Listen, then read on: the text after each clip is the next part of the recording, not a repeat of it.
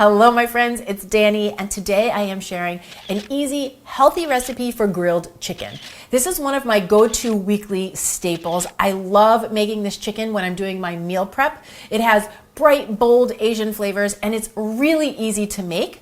Plus, it's a great head start ingredient to keep in the fridge to create easy meal ideas throughout the week. And I'm gonna share 3 simple meal ideas using this chicken to give you a little extra inspiration as well. So this recipe starts with 1.25 pounds to 1.5 pounds of chicken breast. And you can, of course, double or triple the recipe if you wanted to make more.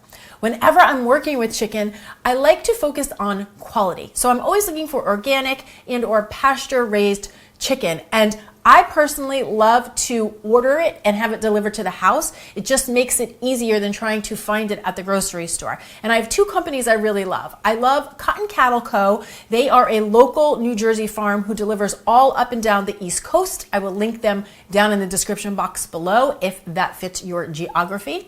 Otherwise, I'm a big fan of ButcherBox. Both of these companies deliver high quality grass-fed meats and pasture-raised chicken right to your door. So again, I will leave the information for you down in the description box below. Now you're going to notice that if you buy a full chicken breast, it's a little bit on the thicker side, and I prefer my grilled chicken a little bit thinner. So the first thing I always do is I just take my knife and slice it horizontally right down the center. Side note, if you prefer thick chicken breasts, that works as well. You're just going to need a little extra cooking time. Now the next thing I like to do is prepare my marinade, and this is super easy to do. Everything is just going to go into one big bowl. So in goes 2 tablespoons of rice wine vinegar, 2 tablespoons of low sodium soy sauce. You could also do tamari if you needed a gluten-free option, or you could do coconut aminos if you needed a soy-free option. Then I have a tablespoon of toasted sesame oil, so much flavor there, and 1 tablespoon of honey. To this, I'm going to add in a teaspoon of ground up dried ginger, and then I have 2 cloves of fresh garlic that I'm just going to run through my garlic press. If you didn't have fresh garlic, you could sub in 1 teaspoon of garlic powder, a 1/2 teaspoon of sea salt, a 1/2 teaspoon of black pepper, and then completely optional, but if you like a little bit of heat and a little bit of spice, you can add in, which I'm going to do, 1 tablespoon of sriracha.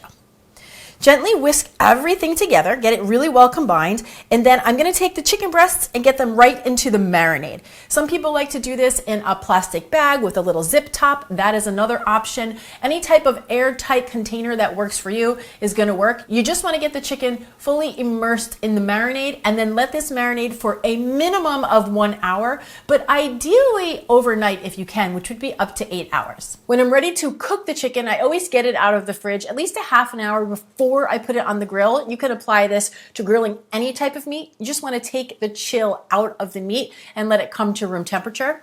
Then get your grill nice and hot. I like to heat mine to a medium-high heat, and then I always just dip a paper towel into a little bit of avocado oil and rub that back and forth over the grates just to ensure that nothing sticks to the grill. Place the chicken breasts right on the grill, shut the lid, and then I let this go for 3 to 4 minutes. Come back, flip them over, and go for another 3 to 4 minutes. The goal is to allow the internal temperature of the chicken to reach 165 degrees Fahrenheit. So depending on the thickness or the thinness of your chicken, this is going to affect the cooking time by a couple of minutes either way. So you just want to play around with it and maybe keep a thermometer on hand if you're not sure. Once I have the chicken inside, I let it rest for 5 minutes. This gives the juices an opportunity to redistribute, which is going to keep the chicken nice and moist and tender. And then once that has happened, it's ready to be enjoyed. So if you were eating it right away, enjoy. But what I usually like to do is treat it as a head start ingredient. So what I do is I will slice it up and transfer it to an airtight container so I have it ready to go for easy meals throughout the week.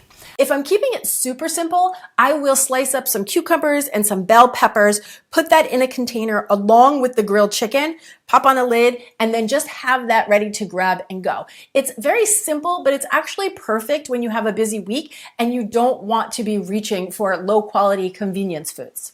Another one of our favorite ways to enjoy this chicken is to serve it with some quinoa and sauteed bokchoy. Now, quinoa is fabulous because it's a really quick cooking grain. It's technically a seed, only takes about 15-20 minutes to cook, which is about half the time of most other grains.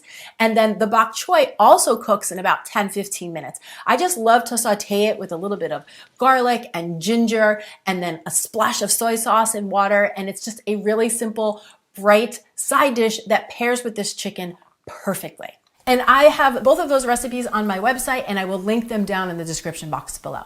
And then I have one more way for you to enjoy this grilled chicken, and this one is probably my favorite, and that is on top of my Asian grilled chicken salad. All you're gonna do is grab a nice big bowl and add some shredded romaine lettuce, shredded cabbage, some red peppers, cucumber, carrots, thinly sliced scallions. Then I have some canned mandarin orange segments and some sliced almonds. So bright, so beautiful, so many flavors and textures. Then I just drizzle this really bright, delicious Asian salad dressing right over the top, which I have both of these recipes on my website, and I will link them for you down in the description box below so you can print them both out.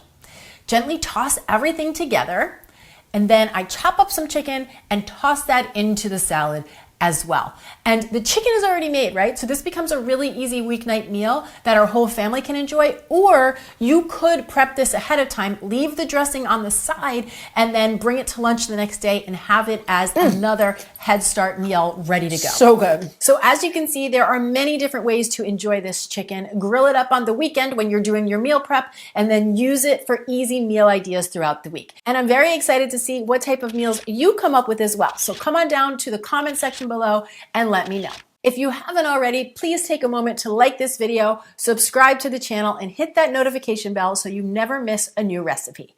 As always, thank you so much for watching. I'm Danny Spies, and I will see you back here next time with some more clean and deliciousness.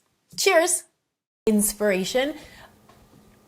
And not only am I going to show you how to make the chicken, I'll also share some weekly meal inspiration ideas. Nope.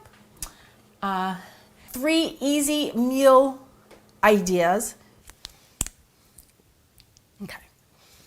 Lip gloss always makes things better. Clear thinking. Okay.